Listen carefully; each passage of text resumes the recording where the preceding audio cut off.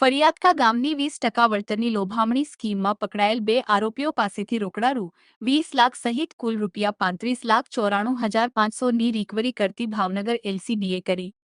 Vartej police સ્ટેશનમાં નોંધાયેલા ગુનામાં તપાસ દરમિયાન ફરિયાદકા ગામે રહેતા સંજયભાઈ મુરજીભાઈ ધામેચા અને યોગેશભાઈ વેલજીભાઈ ધામેચા નામના આરોપીઓને ઝડપી લીધા હતા અને કોર્ટમાં રજૂ કરવામાં આવતા બંને આરોપીઓના રિમાન્ડ મંજૂર કરવામાં આવ્યા હતા.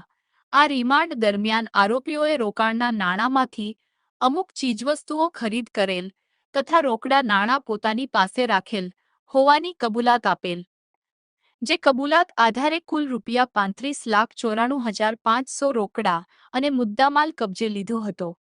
જો કે ભાવનગર જિલ્લા પોલીસ દ્વારા અનુરોધ કરવામાં આવેલ છે કે આપના દ્વારા ફરિયાદકા ગામના સંજયભાઈ ધામેચા તથા યોગેશભાઈ ધામેચા પાસે નાણાંનું રોકાણ કરવામાં આવેલ હોય અને રોકાણની રકમ કે પાકતી મુદ્દતની રકમ પરત મળેલ ન હોય તો કાયદેસર કાર્યવાહી કરાવવા માટે આપની પાસે રહેલ જરૂરી આધાર પુરાવાઓ તેમજ દસ્તાવેજી સાહિત્ય સાથે ભાવનગર એલસીબી કચેરી ખાતે સંપર્ક કરવો.